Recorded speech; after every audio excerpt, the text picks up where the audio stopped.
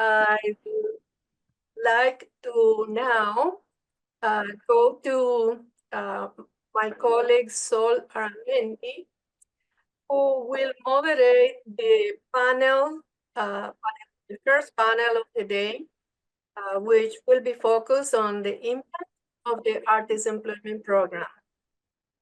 Sol, the floor is yours. Thank you. Good afternoon, everybody. Buenas tardes. I hope you're at home and warm. Thank you, Víctor and Baltasar. If you want to further support their stories, Víctor has a QR code in his screen, and I also put in the send to everyone the link where you can buy preliminary stories, a publication that they have, and support them. So now I'm going to welcome two artists, Víctor María Chamán, Ellen Blalock, and Juanita Lara.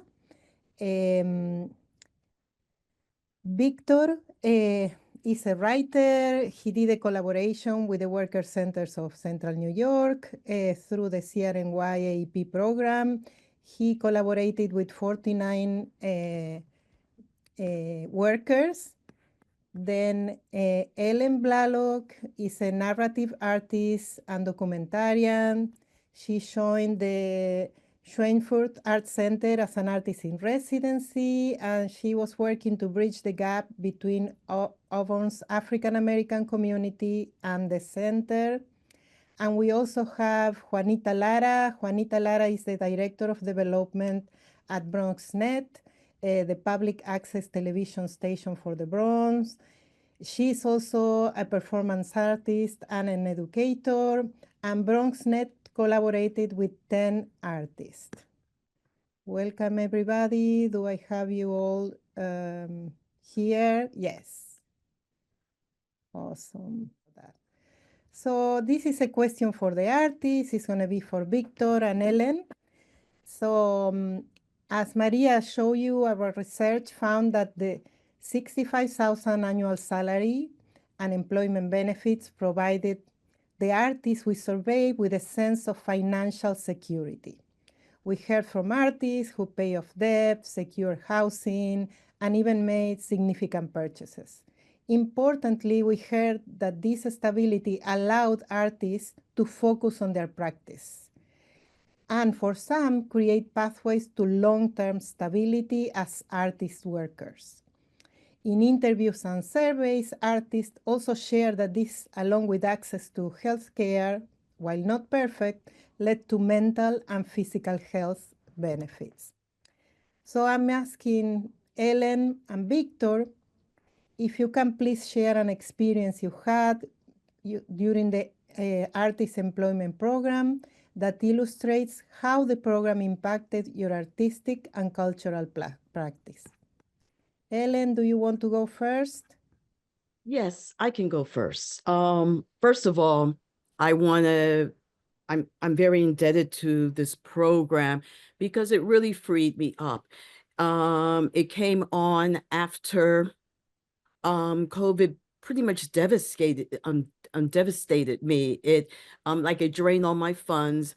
I lost my ability to really go out there and work. I had workshops and lectures signed up. I had an exhibition signed up. I had recently left my job as a multimedia journalist at the local newspaper, and I was losing everything. So the first thing that happened was that as soon as I found out that I was awarded this opportunity, it gave me the power and the money to afford legal representation to pretty much get me out of an unstable environment. And I was able to hire a lawyer to basically, and through that, I was able to secure a place that gave me safety and freedom. So that was like a very, very high point for me, because I literally felt trapped in a bad situation, and there was no money, and my money had already drained. Now, in terms of looking at my artistic and cultural thing, I had a very good relationship to start with the organization that I was working with, and that's the Swine for Arts Center. When the opportunity came along, they tell me I was the first one they thought of, and they were the first non-for-profit I thought of. They were familiar with my work, and I was very familiar with things that they have done. Years ago, I was the visual journalist, photographer, covering Cuba County, that area, and I had covered that art center many times. So when I first got the residency, so they gave me a gallery. I mean, well, not a gallery, a studio. But then they're like, we can give you more space. I'm like, really great. We can even give you more space. I'm like, excellent. And they watched me work. I was even doing almost like ambassadorial work also. When people would come to the, into the art center, some of them really was the first time of going into an artist studio and meeting an artist and really having a conversation. And there was one woman that even asked me if she could really talk to me. And I said, sure. She says, I never get the opportunity to talk to a Black person. Can I talk to you? I said, sure you can. So, and I was also able to take workshops. The Swine for Arts Center is well known. I say they're well known. They're known nationally in covering fiber arts, especially quilts. And what they do every year is have many workshops in fiber arts and quilts. And I was able to take many of those workshops, which gave me the skills and the knowledge to take my work even further.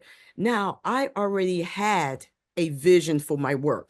So that was already strong. I already had a strong vision as an artist and what I would do, and what I was doing in terms of the impact that I was making on my community.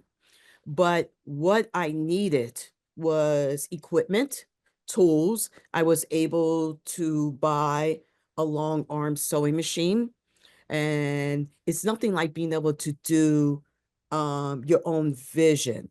I trusted other people with some of the work that needed to be done. And it always comes back like, now I'm doing that work myself. And I think my work has more power because of it. And just the time that I was given and the activities and just grouping with other artists and the conversations and and the support that I got from basically my home.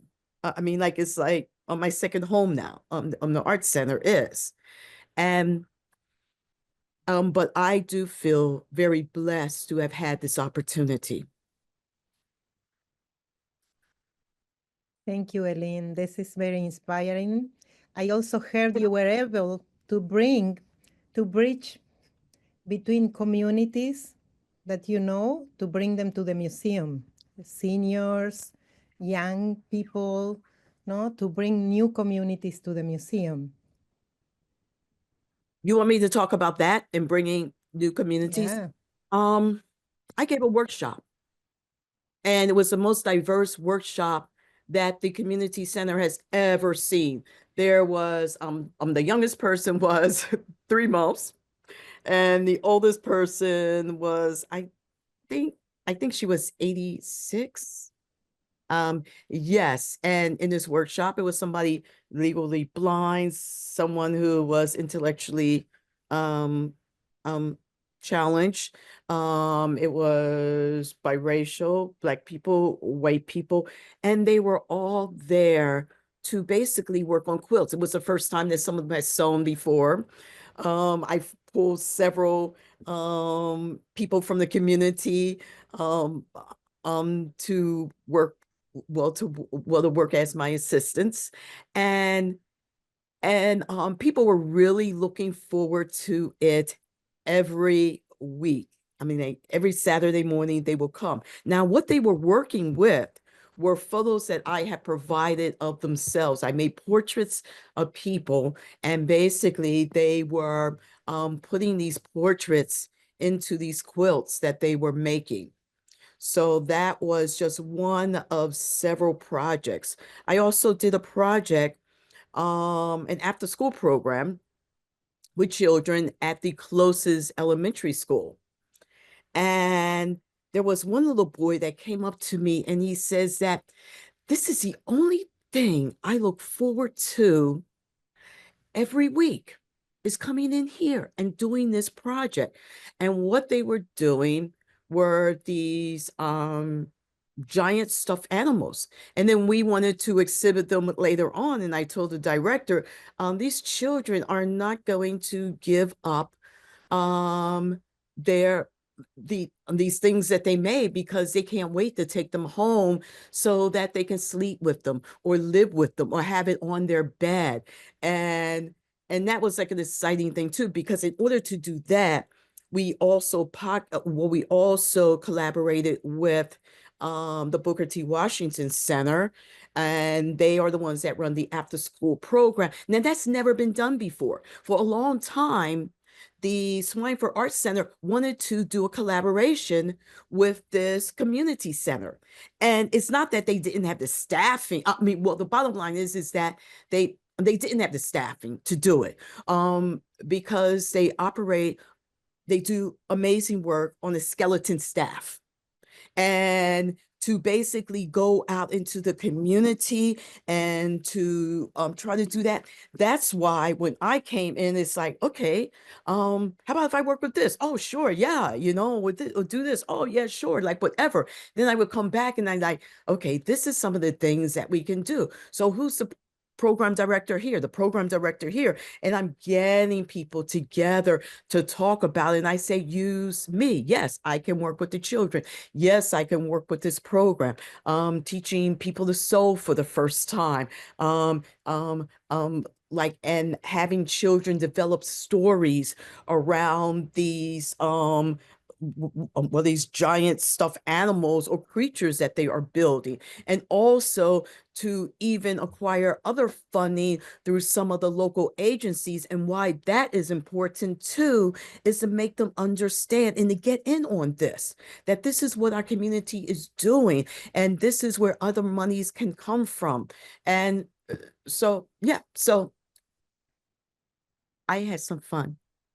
Thank you. Thank you. It seems that the community and the museum goers also had some fun. Thank you very much, Helen. So let's hear from Víctor. Víctor, do you want to share with us how the program impacted your artistic and cultural practice? Este programa ha cambiado mi vida, ha cambiado la forma en que concibo la literatura, mis propios escritos, mi visión del mundo.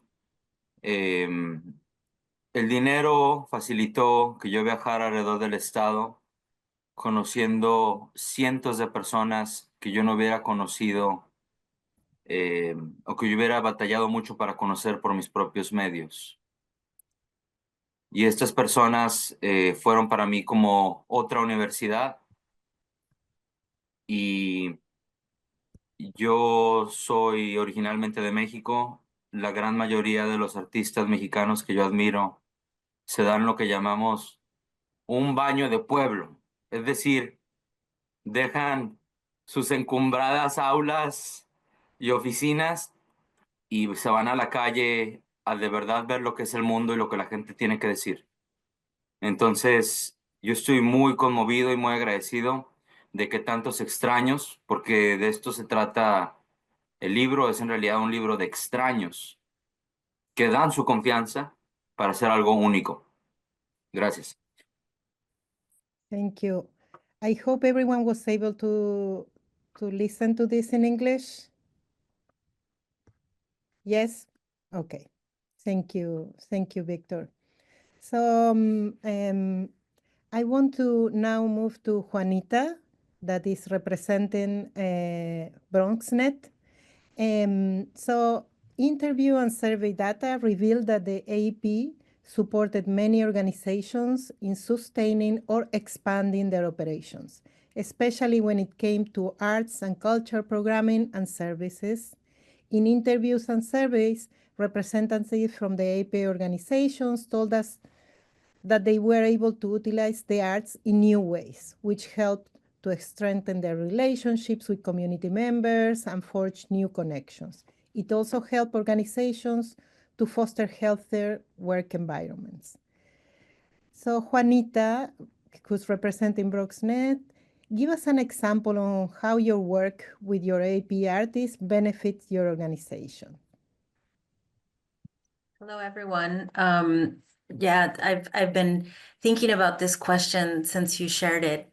We were fortunate to have 10 artists work with BronxNet, from muralists and painters to puppeteers and storytellers, all the way up to, highly technical 3D animation and gaming.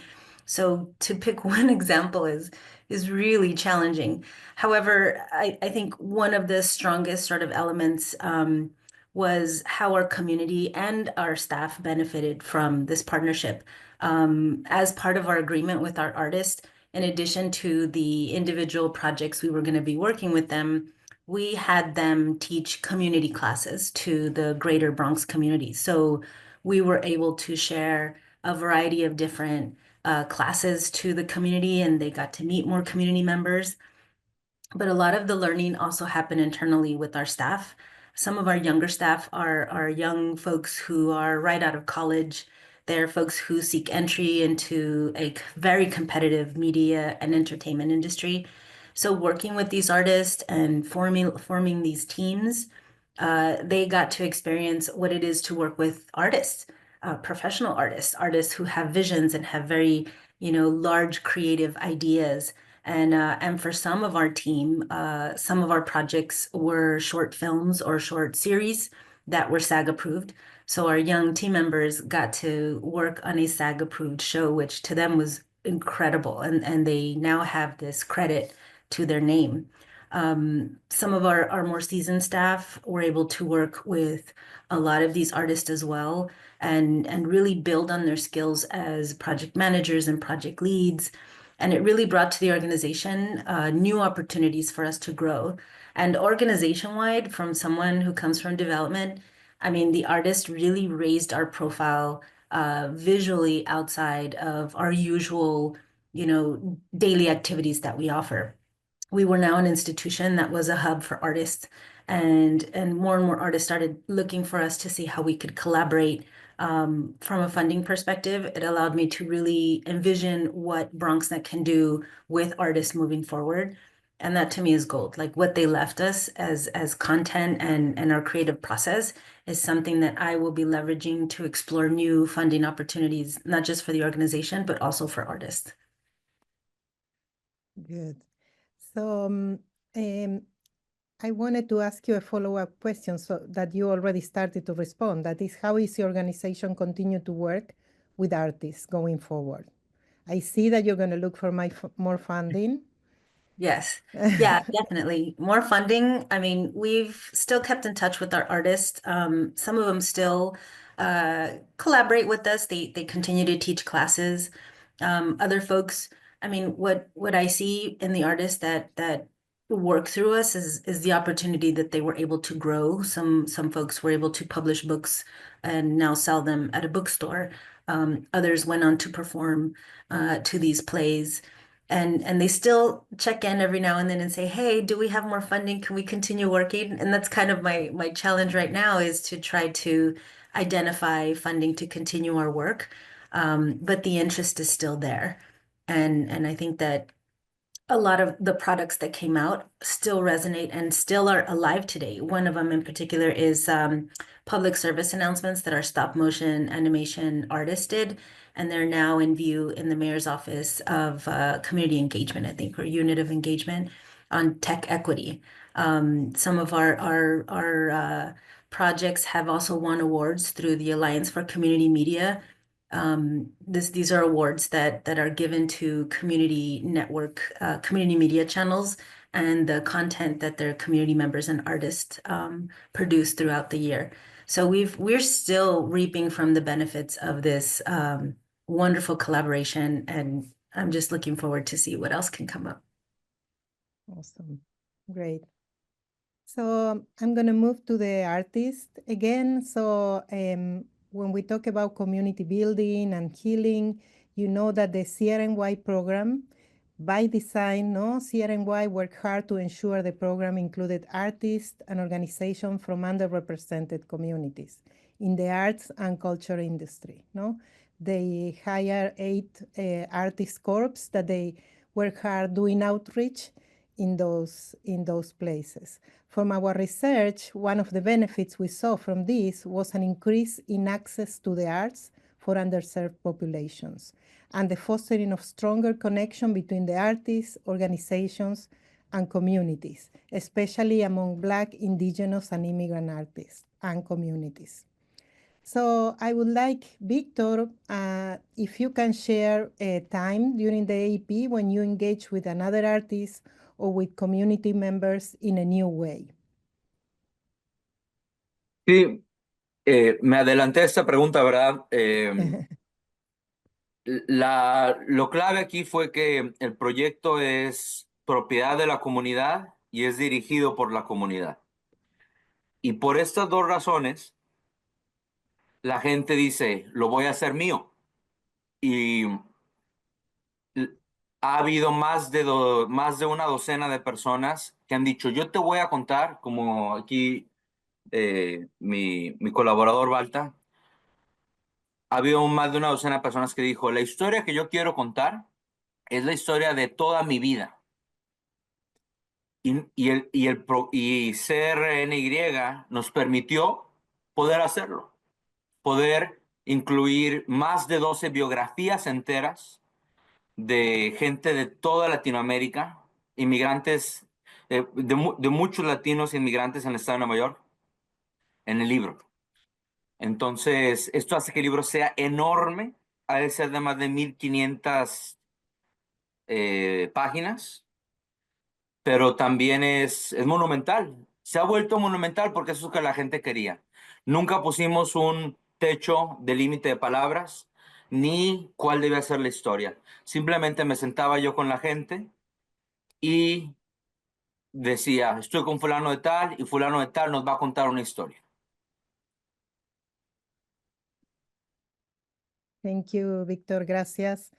So I want to remind you that you can paste your questions in the Q&A if you have questions for the artist or the organization. And I'm going to talk now, I'm going to move to successful collaborations. So we have to acknowledge that some collaborations were more successful than others, while our research found that most artists felt they collaborated with their organization well and did good, impactful work. In interviews and surveys, many artists and organizations shared that they struggled to align on expectations, lacked clarity about their roles, and had difficulty integrating into each other's workflow. So I would like Juanita, Ellen, if you want to share a story about a time when things didn't go as planned in your collaboration and what you learned from that experience. Ellen, you're smiling. One thing that I thought was really good in the interviewing process, immediately out the gate, we were asked by the interviewer on the second round, would there be somebody to mediate? What if I am knocking heads on something? Would there be somebody there that that could come in or will be a part of the organization that I can talk to? And that was given to me. And there were times in which I went to the director and I said, yes, I need this. And this is always money, you know, because I want to purchase this or I want to support this. And she's like, this wasn't talked about. We didn't see it. And I say, oh, yes, it was discussed. It was talked about. And then I would go to the other person who was set up, and which was the program director. And I say, yes, I just had a talk, and there seems to be a little bit of a problem. And can you help me resolve that? Don't worry, Ellen. It would be resolved. And it always was in my case. I have heard of, of situations with some other artists and well, in their 501c3s, it was not that easy. But for me, it really was.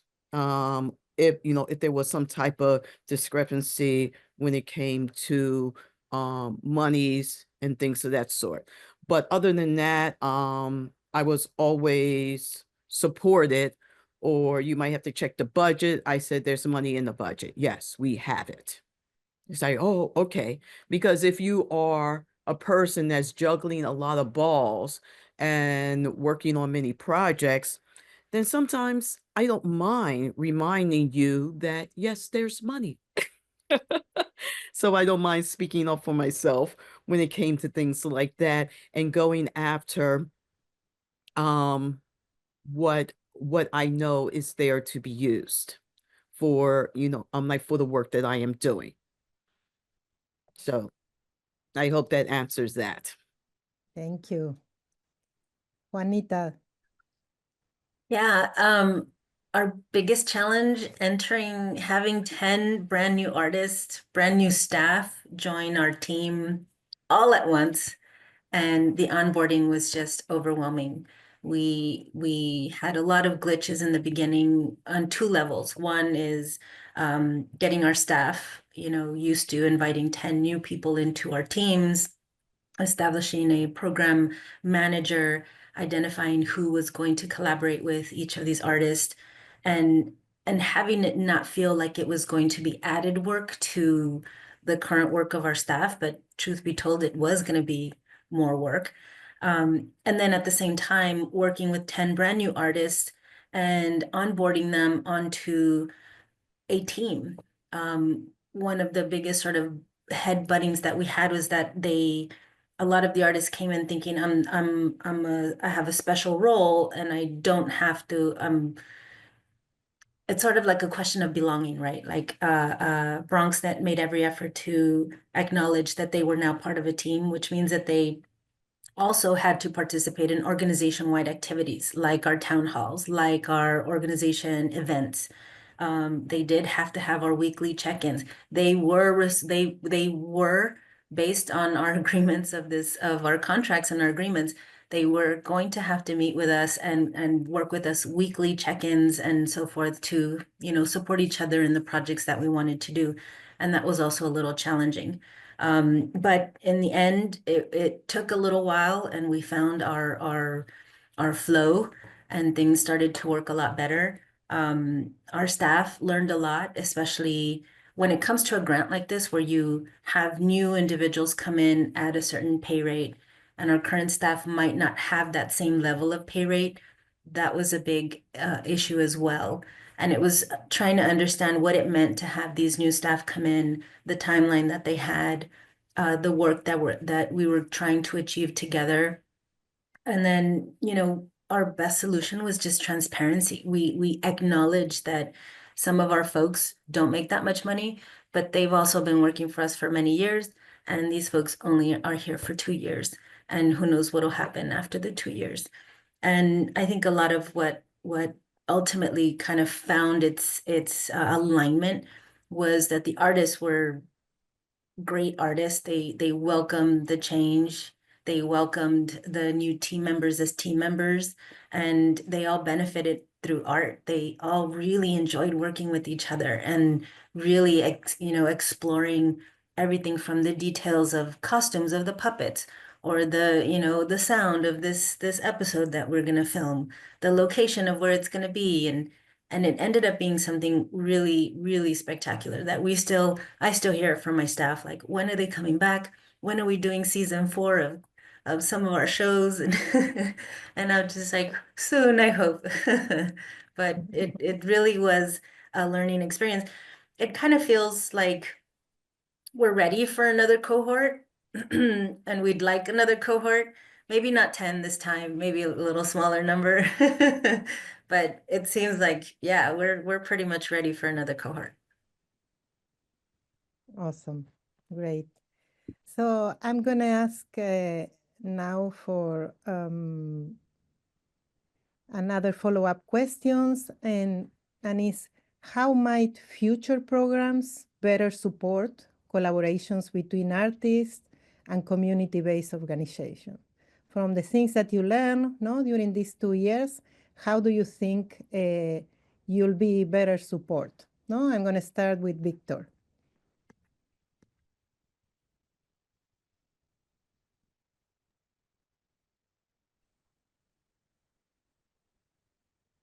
Yo creo que los artistas deben de ser, si se les puede dar total libertad para hacer lo que se les pegue la regalada gana, que así sea. Porque en mi experiencia, el mayor, entre mayor confianza nos dan el personal de las organizaciones, con más confianza nosotros podemos soñar en voz alta y en público. Entonces, en cuanto a recursos se trata, a mí mi organización me dio todo lo que pudo y más. Y obviamente había cierto control en cuanto a reportar gastos, no era yo, pero la filosofía de la organización, que es una filosofía del movimiento laboral, de libertades individuales, de autonomía y responsabilidad, fue excelente. Pero todo ese trabajo fue trabajo que la organización, los miembros de la organización, la mayoría de trabajadores inmigrantes, ya habían hecho como por una década o más antes de que yo llegara. Muy bien. Gracias. Helen? I ring true for a lot of what Víctor said. But I have also been given the freedom that I needed and the purse to be able to a living wage. It was definitely a living wage. I live in Central New York for me, and I was able to even think about the future and to say, after this, then what? What I think that another artist I talked to said this about also being given tools to look at what's next. And they definitely did that. But I have been so busy too with my commitment to the Swine for Arts Center, which I am also working on a couple of projects with them. And that I am, in terms of marketing and those kinds of things, that those things are slipping between my fingers, or looking for other residencies or things of that sort. But I have been working very hard, and I still continue to, for the Swine for Arts Center, for just to final up some of the things that we wanted to do. So that should come to an end probably by the end of April. So just like continue support, and I don't have much more to say than that. Sounds good. Sounds good. Víctor, I was going, since Ellen said that she's continued receiving support from the Art Center, no? Helen, Víctor, what is how the future looks like for you? Are you still receiving support from the organization? Are you looking for support yourself?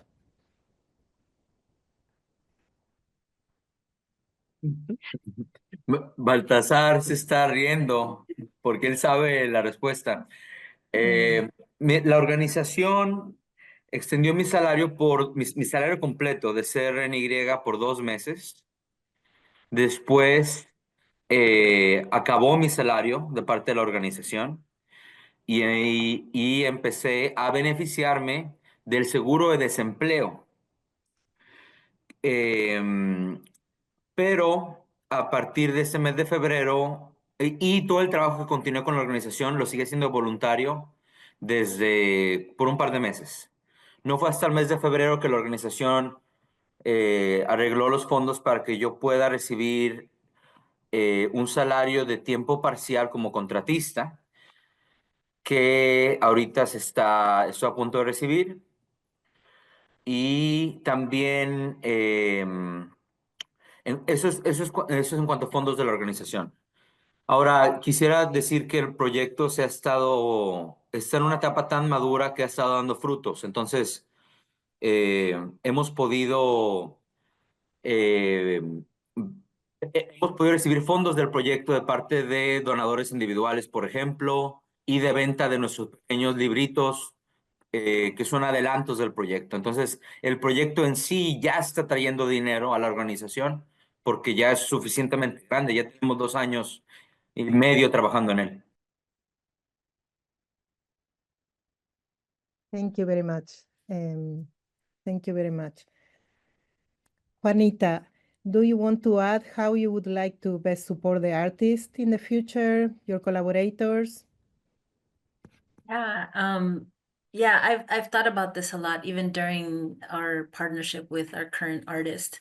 As an institution, I think one of the biggest challenges was not having fluid enough funding to fund all the projects that our artists wanted to do. We did offer them a seed funding, like a small amount to start up their projects from the actual grant. But I would encourage them to like look for funding for artists. I know that individual artists can apply for grants, and for many of them, I sat with them and we did look for other places to subsidize some of the funding they needed for their very large projects that they wanted to do. As an organization, I think where we felt that we may have wanted some help is an arts administrator. So in addition to the artists that would come in, maybe some additional funding, or if I could have had one of the 10 spots be an arts administrator, because we did have such a large cohort of artists coming in, to have someone designated to support artists in your organization in the development of their projects, in the development of budgets, in fundraising specifically for them, I think would be such a wonderful added asset to the kind of work and collaboration that we do with artists. Our organization, BronxNet, has been known as a springboard for artists and folks trying to enter into the media industry.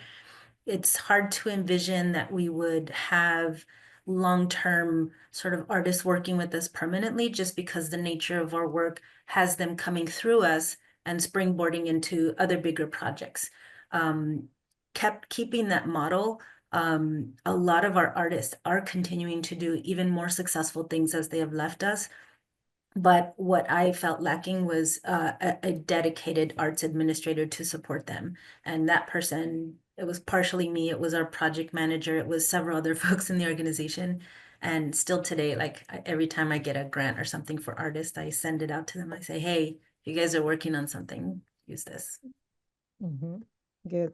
Here we have in the Q&A also an artist, Omari de Jesus, that was in Staten Island, no? Also part of the CRNY program. He's saying yes to art administrations.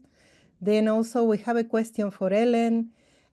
Will is asking, your passion for the works you did with the AEP program is obvious and infectious. Have you always been this passionate, or did your passion for the work increase during the 2 years of the program? I did answer that question in the comments, which I said, well, truth is that I've always been a very passionate person when it comes to my art and the projects that I work on. And I think that that was one of the things that an organization wanted to work with me, because they knew that they could leave me alone and I would work. And then I would get things done, and I could bridge gaps between some of the places where they wanted to reach out to, and I can start like reaching out, because that's what I do. And that's why I call myself a narrative artist and documentarian. And that comes out from my newspaper training, is hitting the community, and I mean, hitting the pavement and opening up doors, and, you know, just picking in on people, not waiting for invitation and not waiting to make a phone call, just go knocking and, you know, and try to make things happen. So that is already a part of my nature. Good. Thank you. Thank you. Some people is asking if this is going to be recorded. Yes, it's going to be recorded, and it's going to be available at the Rockefeller Institute of Government YouTube channel in the next few days. So you're going to have the recording there. So next, I don't know if you want to share another story with us. If not, we're going to move to a break, or if there's any more questions from the Q&A. I don't see any questions. Yes, Helen. It's one more thing that I wanted to share, and I would try to make this as quick as I can. My work was done in Harriet Tubman's place, where she established her home, and that's in Auburn, New York. And one thing that I wanted to do was to collect narratives from African Americans in that community, because when I went to their historical association and I went to the library and I said, share with me what you have on Black history, and well, and the historical association says, well, we don't have anything. Probably they threw a lot of stuff out because they probably didn't think it was important. And then in talking to the library, they were happy to pull out several books, but all those books only included Harriet Tubman and somebody else. And a lot of those narratives were dealing with her relationship to white people, not her relationship to the Black community that she lived within. And that was one of the things that also allowed her to go into that community, because there was already a, you know, like a Black community already established there. So what I needed to do is build trust within the community so that they can start sharing their stories. So that's what I also promised to the community, is that I will build, like put a book together of just their narratives and photograph it. So that's basically what I did. And right now it's in the final stages of going into print. And, you know, and just some of the pages that I have done, and just some of the people that I have photographed. The oldest person is now 98 years old, and that is Mother Pauline. And she is well, and Harriet Tubman is one of her ancestors. She is a great-great-grandniece of Harriet Tubman. And the same thing with this woman too, also a great-great-grandniece of Harriet Tubman. So what I did is I went to the Black churches. This is for in the community. I got their stories. So that is another thing that I was able to bring to Auburn. And what is going to happen, there's going to be a limited edition of 400, and, you know, and therefore there are also blank pages in the book that people can add their own story. It's a living document. So it's going to go to well, the Historical Association. Copy going to go there. A copy is going to go to Tubman's Church. A copy is going to go to the library. They also ask for extra copies for circulations.